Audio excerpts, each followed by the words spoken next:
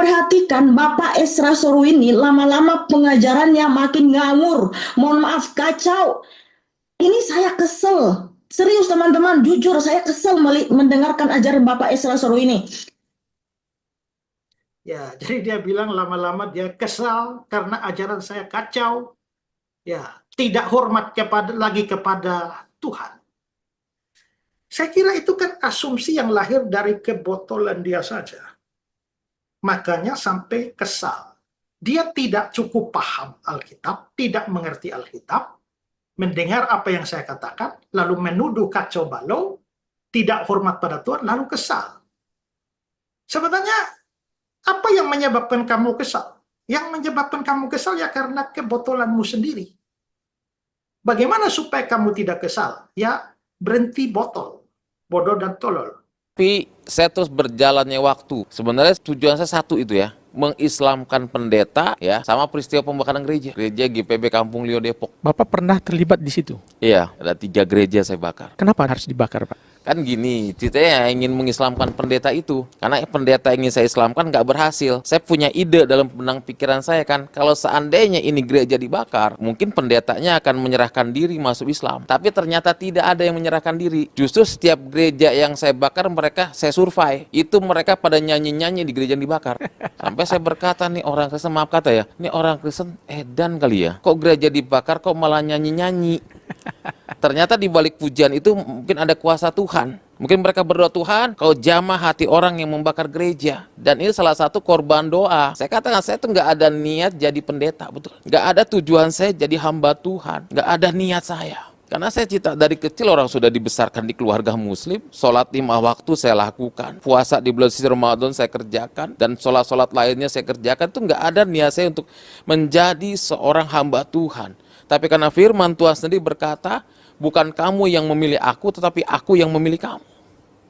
Pak, saat membakar gereja itu Bapak tega, Pak? Saya saat itu pikiran saya nggak ada kasih. Yang terpenting visi saya berhasil, karena saya benci kekristenan. Benci sekali saya dengan orang Kristen. Bahkan kalau lihat pendeta lebih benci lagi saya. Tapi sekarang berteman sama pendeta. Ini sangat menarik, dan mantan pembakar gereja itu kini mengikut Kristus. Assalamualaikum warahmatullahi wabarakatuh. Berjumpa lagi dengan Jadi TMJ ya, channel yang mengedukasi dan menghibur. Pendeta Esra Soru sudah tidak tahan teman-teman dengan ocehan Mikana si penyesat. Mikana si penyesat ya. Karena menurut Pendeta Esra Soru, Mikana ini sesat. Karena dia mengajarkan pengajaran oneness. Dan tentu saja Mikana dianggap sangat berbahaya lantaran punya audiens yang banyak. Kita tahu Mikana itu salah satu yang cukup konsisten. Ya, bisa saya katakan yang cukup konsisten untuk terus mengudara, untuk terus menyampaikan pengajarannya lewat media sosial, terutama TikTok dan YouTube. Kita bisa lihat, Mikana salah satu yang paling banyak ditonton oleh teman-teman kita Kristen. Terlepas itu Kristen apapun ya, yang pasti banyak orang Kristen yang menonton dia. Ribuan orang menonton Mikana live setiap harinya. Dan itu mengalahkan jumlah Sofiatul, dan juga pengajar-pengajar Trinitas yang lain. Jadi bisa dibilang, Mikana ini ratunya Polycarpus yang ada di TikTok. Dia cukup konsisten, sudah mau 2 tahun teman-teman. Ya, tercatat sudah 2 tahun Mikana mengudara, dan masih konsisten. Masih sangat konsisten untuk terus mengajarkan pengajaran oneness-nya. Dan karena Mikana lah, oneness menguasai TikTok. Ini saya harus sampaikan terus terang ya teman-teman, bukan memuji, tapi yang saya sampaikan ini kenyataan. Jadi kalau kalian lihat komal-komal diskusi lintas iman yang ada di TikTok, kalau Kristen ketemu Kristen, apalagi oneness ketemu Trinitas, babak belur Trinitasnya. Babak belur. Bahkan bisa dibilang ini seperti kucing dan tikus. Kucingnya oneness, tikusnya Tritunggal, karena Tritunggalnya kabur-kabur. Selalu kabur. Jadi kalau ada orang oneness masuk ke room Trinitas, maka mereka kabur. Kalau nggak kabur, orang oneness-nya diturunkan. Yang sering masuk, contoh Malikil, ya, Daniel, terus juga ada si Samuel Sihaan. Dia cukup konsisten, sering datang ke komal-komal orang-orang Trinitas. Dan orang Trinitas semua babak belur, menurut pandangan saya ya. Bahkan Cak Lontong, dulu Trinitas, sekarang juga jadi oneness. Banyak sekali orang yang pelan-pelan terpengaruh menjadi oneness. Luar biasa, konsisten. Ya. Dan ini tentu saja membuat Esra Soru panas juga lama-lama, teman-teman. Panas juga. Padahal biasanya seorang pendeta, apalagi yang cukup sibuk, yang istilahnya pekerjaannya, pelayanannya juga banyak, itu nggak mau nanggapi yang beginian. Tapi udah nggak tahan juga gitu. Karena mungkin desakan dari, ya, audiens, desakan dari jemaatnya yang menyuruh Pak Esra Soru, tanggapi Pak, ini bahaya gitu kan. Kalau dibiarkan bahaya, kita bisa tenggelam nih Trinitas. Bahkan kalau perlu Bapak debat lah sama orang Wanes. Di sini saya sekaligus umumkan, karena Malikil meminta tolong kepada saya, bisa nggak dibuat debat secara offline antara Wanes dan Trinitas? Kalau bisa yang Trinitasnya ya pendeta yang berkelas lah, jangan kelas odong-odong, kan begitu, jangan kelasnya Erben, ya, terus juga Metatron, RK, ya jangan. Kalau bisa pendeta Esra Soru atau pendeta Budi Asali. Yang pendeta lah, yang pendeta benar pendeta ya, pendeta yang diakui, jangan ya jangan risuli lubis pula, nanti jadi lucu-lucu, kan begitu. Nah, jadi diharap bisa nih untuk diskusi. Tapi kita tahu berat lah, Trinitas itu pasti kabur, teman-teman. Trinitas tuh nggak berani hadapi Wanes kalau secara debat offline, nggak mungkin. Ya itu masih harapan saja. Tetapi di sini Esra Soru akhirnya menanggapi Mikana dengan mengatakan bahwa Mikana itu botol, bodoh dan tolol ya, langsung to the point, bodoh dan tolol. Bahkan dibilang ini nenek ngacau, ya, ocehan bodoh dari nenek ngaco Mikana. Ya, jadi Mikana dianggap sebagai nenek-nenek ya karena mungkin dandanannya dianggap lebay, mirip sama nenek-nenek. Ya saya nggak tahu apakah neneknya Pak Esra Soru mirip dengan Mikana. Ya, saya nggak tahu, tapi Mikana dipanggil nenek. Terus ya kalian bisa saksikan sendirilah ya. Kita tonton dulu kelucuan dari Pak Esra Soru menanggapi kebotolan Mikana. Sebenarnya saya memberikan judul untuk pembahasan kali ini adalah respon terhadap ocehan bodoh nenek ngau Mikana. Ya, ini nenek ngau itu saya kasih tanda kutip karena itu sebenarnya adalah satu istilah yang berlaku di Kupang atau NTT. Biasanya kalau kita bicara orang yang ngomong sembarangan, tidak tahu aturan, itu disebut baingau. Nah, itu baingau itu bentuk maskulinnya, sementara karena ini perempuan, jadi saya pakai bentuk femininnya menjadi nenek ngau yang bernama Mikana. Nah, saya berapa kali sudah lihat video dia, ya, dan saya juga sudah diberitahu orang bahwa ini orang Wanes ya. Yang Wanes itu seperti Sabellianisme yang percaya Tritunggal itu sebenarnya hanya satu pribadi saja, ya, satu pribadi yang uh, uh, semuanya bernama Yesus, ya, pokoknya Yesus saja, Jesus only. Nah, tapi kali ini saya tidak bahas Wanesnya. Saya dikirimi video respon dia terhadap saya, dan ketika saya mendengar respon dia ini, saya rasa orang ini sok ngomong begitu hebat, tapi sebenarnya ini hanya ocehan-ocehan kosong yang tidak berarti. Tapi saya selalu atau sering menganggap atau menggunakan berbagai macam hal itu untuk mengajar. Karena itu sebenarnya respon ini sebenarnya kalau hanya mau menanggapi dia saja saya merasa tidak penting. Tapi saya mau memakai ocehan dia yang ngawur itu untuk bisa menjadi bahan pembelajaran bagi kita. Nah, karena itulah maka saya akan putarkan videonya, lalu saya akan memberikan tanggapan. Nah, jadi sebenarnya dia menanggapi khotbah saya, potongan khotbah saya. Nah, tapi dari potongan khotbah saya itu, dia lalu mulai ngoceh kemana-mana, memberikan tuduhan yang aneh kepada saya, dan karena itu saya merasa perlu respon, sekaligus menjadi pembelajaran bagi kita semua. Jadi, kali ini saya akan bahas dari potongan-potongan video dia ya, pembahasan dia ya. Oke, sekarang kita mendengar dulu ya videonya.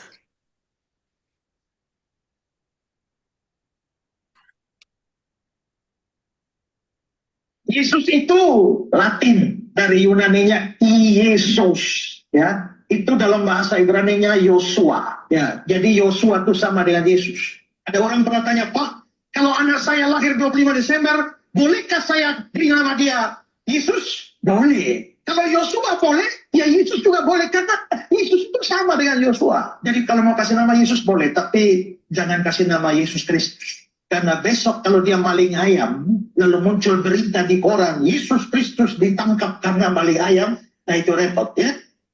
Sama aja Bapak ketika anaknya diberikan nama Yesus, nanti maling ayam, lalu diberitakan Yesus maling ayam. Bukankah itu menjadi batu sandungan dan menjadi bahan olok-olokan dari orang yang tidak percaya kepada Tuhan Yesus Kristus, Pak? Saya perhatikan Bapak Esra Soruinil.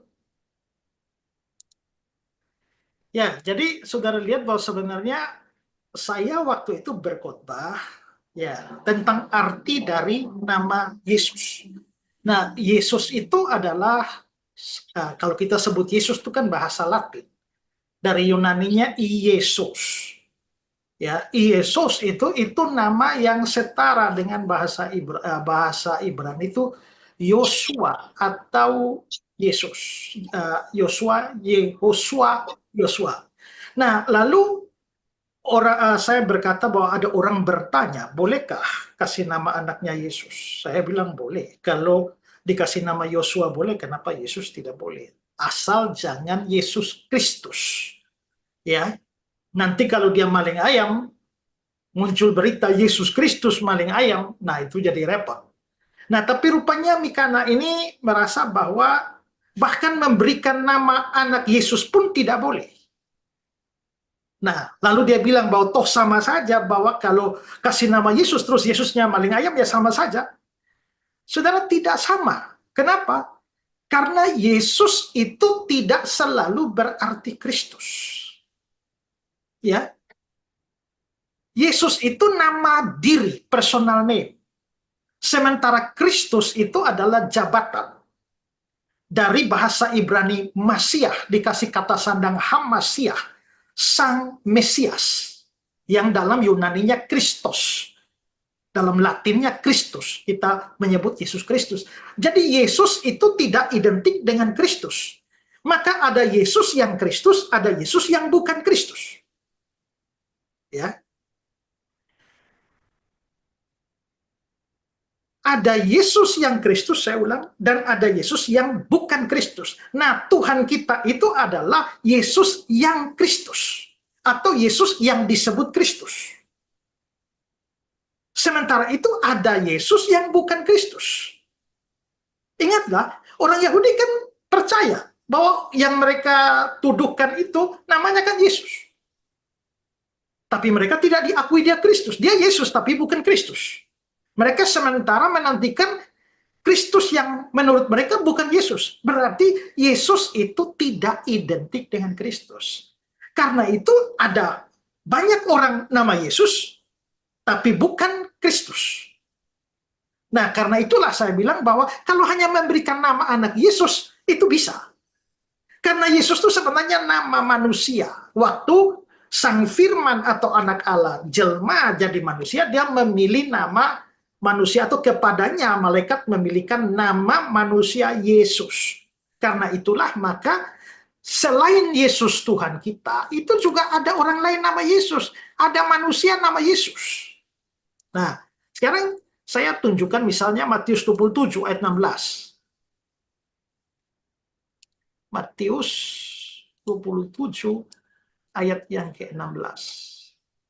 Dan waktu itu ada dalam penjara seorang yang terkenal karena kejahatannya, bahkan jahat. Namanya siapa? Yesus.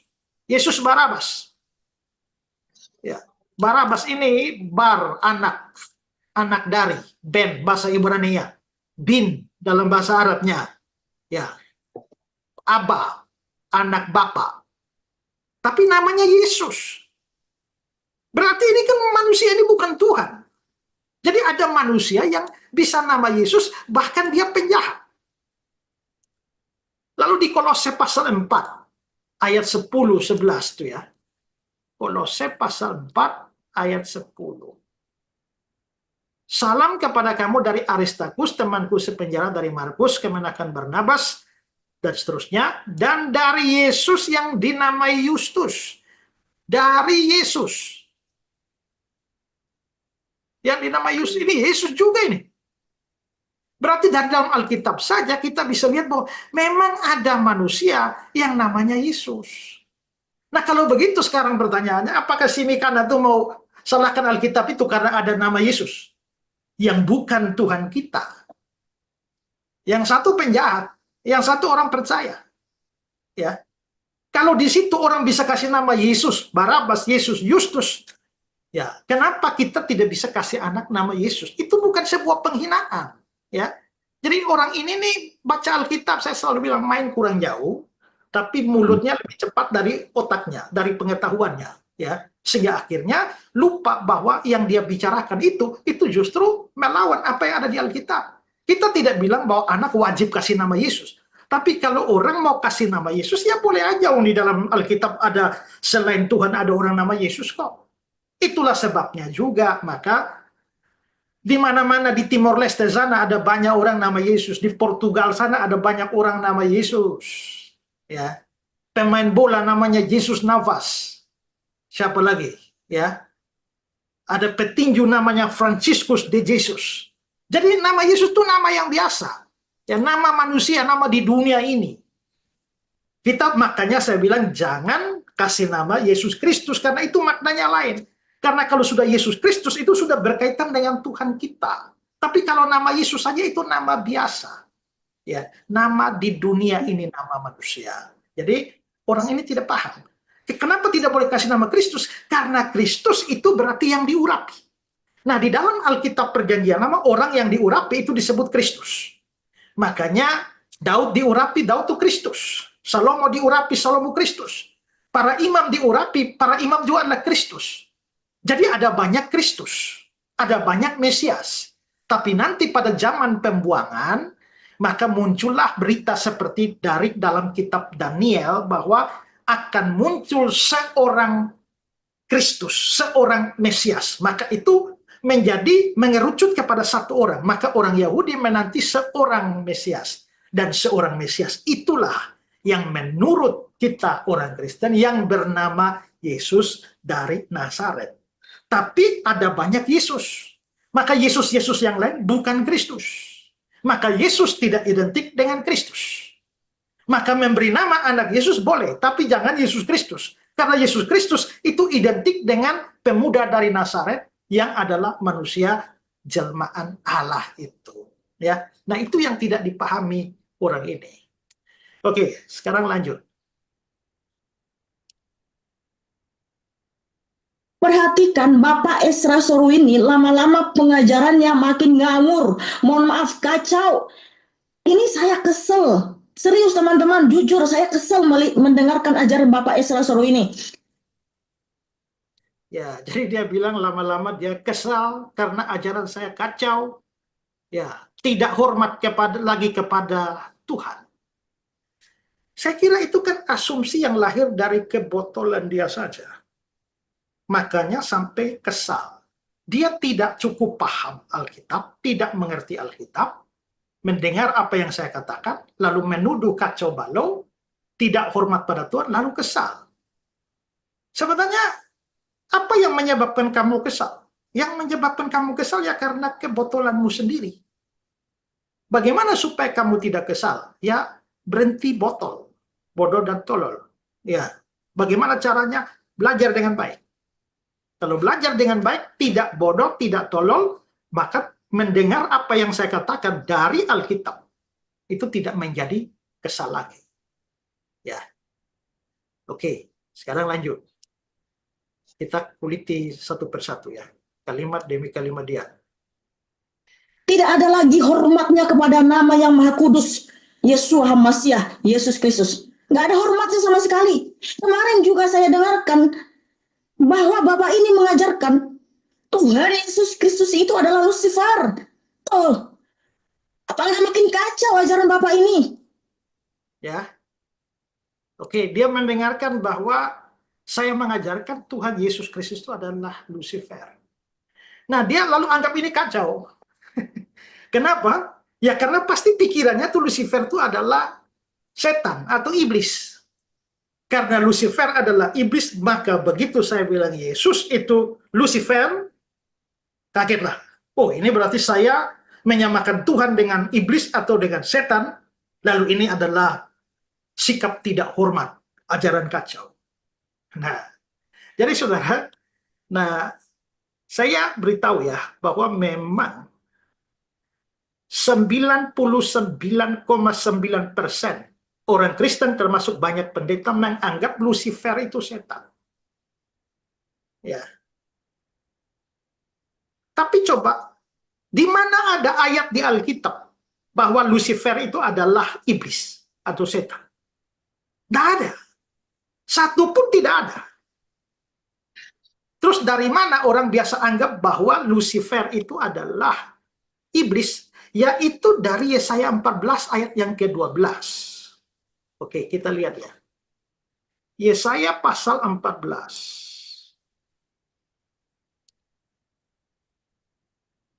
Wah, engkau sudah jatuh dari langit, hai bintang timur putra fajar.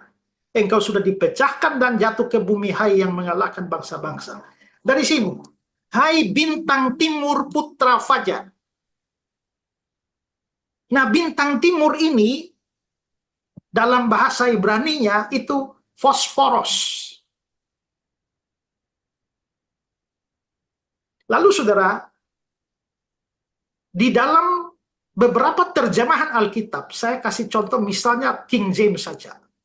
King James itu dia menerjemahkannya, how art thou fallen from heaven, O Lucifer. Jadi Lucifer ini apa? Lucifer ini adalah kata yang dipakai untuk menerjemahkan bintang timur tadi. Berarti bintang timur itu Lucifer. Bahasa Latin. Itu bahasa Latin. Dan masih ada beberapa terjemahan Alkitab yang menggunakan istilah Latin Lucifer untuk menerjemahkan bintang timur tadi. Nah, Lucifer itu artinya apa? Lucifer itu artinya light bearer, pembawa terang. Nah, saya gini, yang saya pertanyakan, itu ada di agama, di Bible, wanita itu harus berjilbab. Kalau nggak berjilbab itu rambutnya harus digundulin. Kenapa kok mbak-mbaknya ini, Ibu Mika sama ini nggak pakai jilbab? Pertanyaan satu itu, coba dijawab dulu. Yang paling fundamental, kamu tahu yang paling fundamental, yang terpenting, yang terutama, yang sangat krusial ya, ada dua. Ya. Yang pertama, yaitu Matius 28 ayat 19 sampai 20. Di situ harus dibaptis di dalam nama Bapa, Putra dan Roh Kudus, yaitu di dalam nama Tuhan Yesus. Di ayat berapa tadi? Di ayat berapa? Matius 28 ayat 20, Matius 28 ayat 19 sampai 20. Ya kan? Oke. Harus baptis di dalam nama Bapa, Putra dan Roh Kudus, yaitu dalam nama Tuhan Yesus. Yang kedua, meminum ya anggur dan makan roti, di mana itu adalah simbol dari tubuh dan darah Kristus yang telah dicurahkan di atas kayu salib. Asyukuri innaka ya makari ya magufron alkihi innaka ya ma'adar ya Ya, yang jadi beberapa poin adalah masalah penggunaan nama anak. Ya, kalau dikasih nama Yesus boleh nggak? Itu yang pertama. Ya, karena Mikana nggak setuju kalau ada anak yang dikasih nama Yesus. Terus saya bingung, kamu siapa gitu? Kamu siapa? Kamu kok yang menentukan orang kasih nama anaknya siapa? Ini aneh sekali. Ya. Terus yang kedua, masalah nama Lucifer. Siapakah itu Lucifer? Kan gitu. Ya, karena pendeta Ezra Soru sempat viral mengatakan bahwa Lucifer, Yesus, dan Adam adik kakak. Ya, tiga ini adik kakak, anaknya Allah. Tiga-tiganya anak Allah.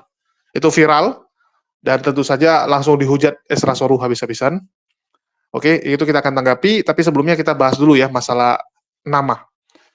Kalau masalah nama Yesus, itu Yesus Kristus tentunya, itu bukan nama asli. Nama aslinya adalah Esau, kan gitu. Jadi tergantung daerahnya. Yesus itu, ya mohon maaf, itu nama orang Romawi yang ngasih. Ada us-usnya itu Romawi, teman-teman. Ya, kalau ada us-usnya, itu namanya sudah dijadikan bahasa Romawi. Sudah diubah. Ya, Saulus, Paulus, Bulus, Agustus. Itu Romawi semua, teman-teman. Jadi, kalian harus tahu dulu. Terus Yesus sendiri. Ya, Yesus itu dari dulu sudah ada. Sebelum ada Yesus Kristus, Yesus Nazaret, sudah ada Yesus-Yesus sebelumnya. Nama Yesus itu adalah nama yang sangat umum. Ya, nama yang sangat umum, apalagi Yosua. Setahu saya banyak orang namanya Joshua ya, bahkan penyanyi juga ada Joshua kan gitu, Joshua. Terus kalau bicara Yesus, ini yang lagi viral juga Menteri Kehakiman Filipina yang barusan menangkap buronan Filipina di Indonesia, itu juga Yesus Crispin Remula. Yesus Nafas, kan banyak juga. Dan banyaklah. Banyak sekali orang-orang yang bernama Yesus dan saya rasa wajar. Wajar gitu kan. Jadi kalau untuk hal ini saya setuju dengan Esra Soru. Kalau ini ocehan kosong yang tak berarti. Ocehan kosong yang tak berarti gitu. Kalau dibilang jadi batu sandungan, nanti anak tersebut akan jadi batu sandungan. Loh kan ibunya juga berharap waktu lahirkan anak itu bisa jadi anak yang berbakti, anak yang hebat, anak yang membanggakan. Sejak kapan ada orang tua kasih nama anaknya, waktu dia kasih nama anaknya, aduh, nanti anak saya jadi batu sandungan nggak ya? Oh, nanti anak saya jadi anak durhaka nggak? Nggak mungkin, teman-teman. Saat orang tua memberikan nama kepada seorang anak, dia optimis anaknya akan menjadi anak yang luar biasa, anak yang membanggakan. Nggak ada orang tua ya, lahirin anak terus dia bilang, aduh, nampaknya janganlah kasih nama ini, nanti jadi batu sandungan. Karena saya rasa anak saya ini akan gagal jadi orang. Nanti dia gagal malu-maluin nama Yesus. Nggak ada itu, teman-teman. Itu mikana doang gitu. Itu mikana doang yang pikirannya seperti itu. Orang tua itu selalu memberikan anak nama itu harapan. Itulah dibilang apa? Nama itu kan doa dan harapan. Betul nggak? Itulah kenapa saat orang memilih nama anak, dia cari yang terbaik. Nggak ada orang kasih nama anak itu sembarangan. Nggak ada sembarangan, teman-teman. Pasti dia pikirkan dulu. Dia pikirkan ini namanya apa nih yang punya arti bagus. Jadi Mikana, tolonglah. Pintar sedikit. Untuk hal ini Anda menunjukkan kebotolan Anda. Saya setuju dengan Esra Soru bahwa Anda menunjukkan kebotolan Anda. Ini memalukan gitu. Anda itu didengar oleh banyak orang. Walaupun yang dengar Anda, mohon maaf, itu juga botol-botol karena percaya dengan apa yang Anda sampaikan dan tidak koreksi Anda. Ini apa ya? Kalau penonton tuh kadang-kadang saya bingung gitu. Kok bisa gitu mengikuti orang seperti Mikana? Kalau Mikana botol tapi dia joget-joget, oke lah kalian tonton dia karena lo joget-joget karena dia lucu ya. Karena dia menghibur. Ini kalian nonton Mikana karena apa gitu? Nggak ada yang apa ya? Nggak ada nilai plusnya. Saya pun bingung gitu. Terus Mikana bilang apa? Saya kesal melihat pengajaran Esra Soru yang salah. Ya kesal dia, nggak senang. Nggak senang dengan Esra Soru. Loh, terus Esra Soru harus ngapain supaya kamu senang gitu? Esra Soru harus joget-joget, goyang pargoy atau apa gitu? Karena cocok juga ya, karena dia kan ya lucu. Ya. Esra Soru kan secara bentuk dia pendek, lucu, lebar gitu kan. Kayak mainan Jepang itu yang bisa goyang-goyang gitu. Apakah Esra Soru harus menghibur Anda dengan joget-joget pargoy? Supaya Anda senang, supaya Anda nggak kesal lagi? Harusnya Anda to the point gitu. Saya kesal melihat Esra Soru. Wajahnya nggak enak dilihat, pengajarannya nggak jelas. Mending dia joget-joget pargoy. Nah, mungkin Esra Soru akan joget-joget untuk Anda, supaya Anda terhibur. Itu. Terus dibilang ya, dia komplain karena Lucifer itu dikatakan sebagai adik dari Yesus. Nama lain dari Yesus dan sebagainya lah, banyak yang seperti itu.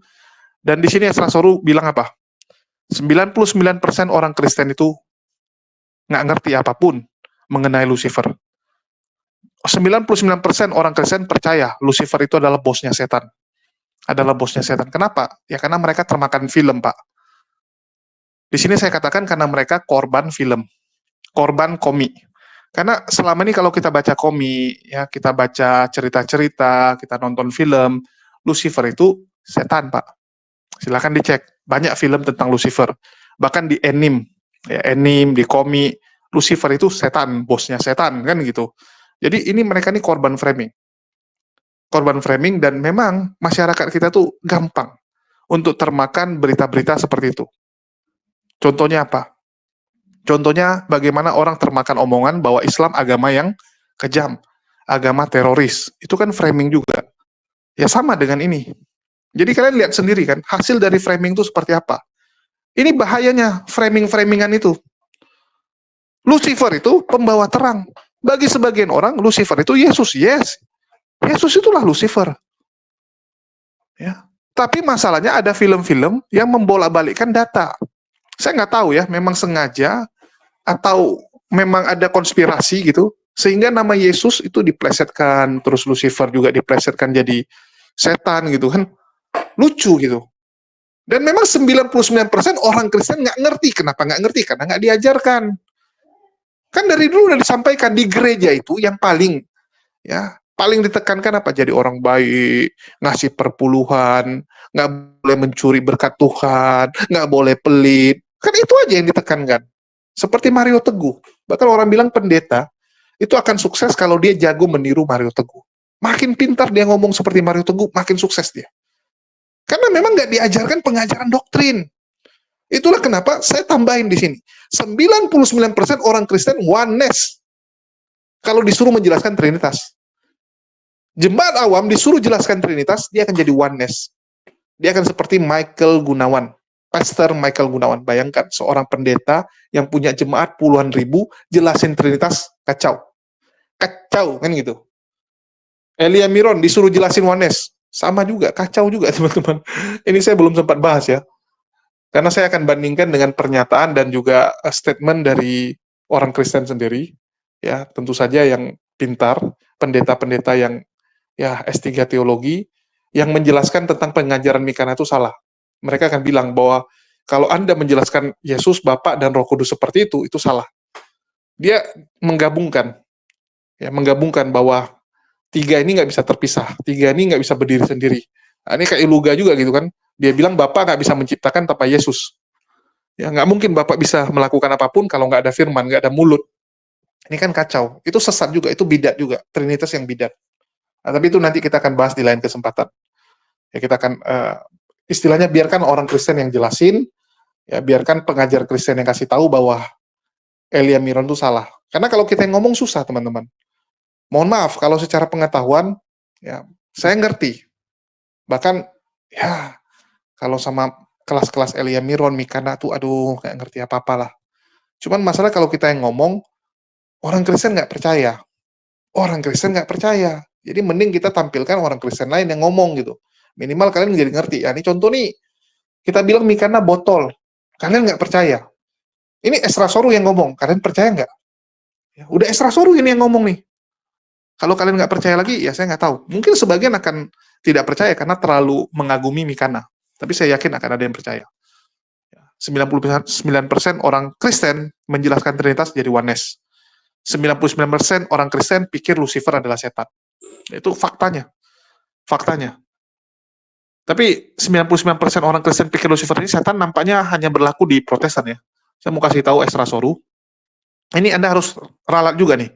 Ini khusus Protestan. Karena kalau Katolik bisa dibilang cuman 20% mungkin yang percaya Lucifer itu setan.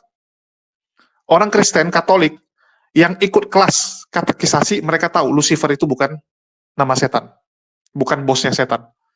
Ya, Lucifer itu adalah gelar untuk Yesus. Katolik tahu. Orang Katolik tahu, orang Protestan yang nggak tahu ini. Orang Protestan ya karena memang mereka nggak belajar gitu, cuman tahu hari Minggu ke gereja haleluya haleluya, pulang doa berkat ya, terima berkat ini pulang, udah aktivitas lagi, minggu depan datang lagi, udah gitu-gitu aja. Nah, jadi memang nggak ngerti, betul tidak? Jadi balik lagi, ini gara-gara framing. Itulah saya bilang framing ini sangat berbahaya.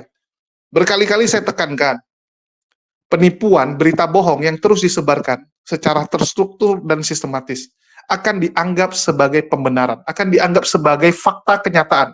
Kalau realita tidak kita sampaikan. Kalau yang benarnya diam saja.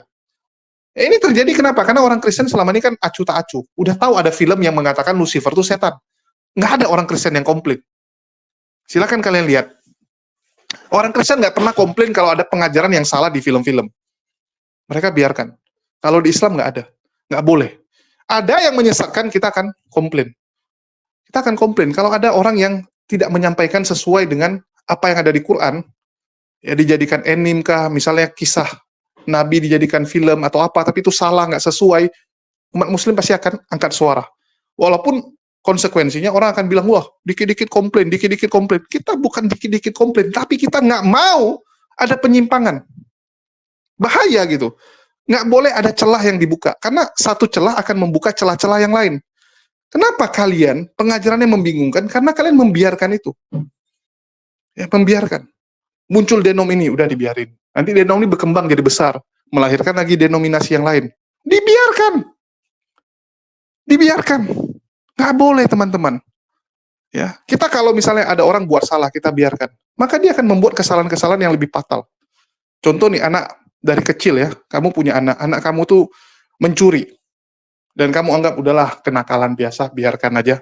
Maka jangan terkejut kalau udah besar dia jadi koruptor. Dia jadi koruptor karena dari kecil nggak pernah ditanamkan nilai bahwa itu salah. Nggak pernah. Itu juga kenapa kalian membiarkan film-film Hollywood, film-film luar, ya komik-komik, semua mengatakan Lucifer setan, ya siap-siap. Bahkan bukan tidak mungkin ya kalau ada anime mengatakan bahwa Lucifer ini sebenarnya adalah Yesus, atau Yesus sebenarnya adalah setan dan sebagainya, atau dibuat seperti itu. Maka di masa depan orang akan percaya bahwa Yesus adalah setan. Ini bahaya. Ini bahaya sekali gitu. Ya sama, kenapa orang Kristen percaya bahwa Yesus adalah Tuhan? Coba saya tanya. Jadi buat Pak Esra Soru, kenapa orang percaya Lucifer itu setan? Itu sama dengan kenapa orang percaya Yesus adalah Tuhan. Kurang lebih sama. 99% orang Kristen percaya Yesus adalah Tuhan. Kenapa? Ya karena framingan juga. Framingan. Karena selama ini kan digambarkan dia Tuhan, dia ini begini. Ini kan hasil dari kalian. Sama. Lucifer dianggap setan karena framingan. Yesus dianggap Tuhan ya karena framingan juga. Karena berita yang terus kalian sebarkan. Pendeta selalu ngomong Tuhan, Tuhan, Tuhan, Yesus adalah Tuhan. Padahal bukan. Padahal bukan. Sejak abad ketiga saja, Yesus baru disetarakan dengan Allah Bapa. Baru abad ketiga, zaman dulu enggak kok. Artinya apa? Ya ini fakta bahwa omongan bisa menjadi kekuatan. Kebohongan yang terus disampaikan akan dianggap sebagai kenyataan. Sama kayak anak kecil ya, masih percaya. Kalau ada luka, kasih ludah. Padahal malah membuat kotor. Kita banyak termakan omongan-omongan yang sebenarnya nggak ada ininya. Nggak ada hasil penelitiannya gitu, asal aja ngomong. Itulah manusia. Ya, manusia itu kan ya dia dengar apa, banyak yang mempercayainya, maka itu jadi punya kekuatan. Sama seperti kenapa kita percaya bahwa uang itu berharga.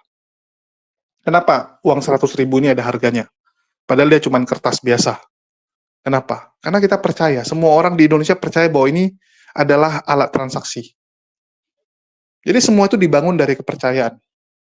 Kalau kita percaya bahwa itu berharga, maka itu jadi berharga. Kalau kita percaya itu Tuhan, maka dia jadi Tuhan. Padahal bukan. Di dunia itu akan berlaku, tapi di akhirat nggak berlaku, teman-teman. Ya. Jadi yang ada di dunia ini semua tidak ada nilainya nanti di akhirat. Mobil kita, rumah kita, Tuhan yang kamu buat, nggak ada nilainya. Termasuk Tuhan yang kamu buat, nggak akan ada nilainya. Karena kamu yang buat itu. Itu bukan Tuhan yang benar, tapi Tuhan yang kamu buat. Begitu juga dengan semua yang kamu percayai sekarang, itu akan runtuh saat Allah memberitahukan kita nanti. Ya, mengungkap semua kebenaran, kita akan takjub dan kita akan jadi orang botol. Ternyata selama ini kita salah. Kan begitu. Oke, mungkin itu aja yang mau saya sampaikan. Dan yang paling konyol tau apa? Banyak statement-statement yang menurut saya nih kalau saya bacakan lucu-lucu ya. Ada yang bilang nih Mikana karena bulu matanya terlalu lebat, jadi berat, dan sebagainya. Pokoknya lucu-lucu lah. Mikana lagi diserang habis-habisan oleh pengikutnya Pendeta Esra Soru. Dan ini bagus ya teman-teman, supaya makin tampak lah kalau mereka tuh sampai sekarang masih kebingungan. Bukan hanya masalah Tuhannya gitu. Jadi bingungnya itu semua Tuhannya, cara masuk surganya, bahkan kita lihat juga mereka masih bingung kan, siapa yang mencabut nyawa manusia. Cabut nyawa manusia siapa aja masih bingung mereka. Oke, mungkin itu aja. Makasih buat teman-teman semua yang udah nyimak dan menonton channel ini. Terima kasih atas dukungannya. Di akhir kata saya ucapkan, wassalamualaikum warahmatullahi wabarakatuh. Sampai jumpa di lain kesempatan.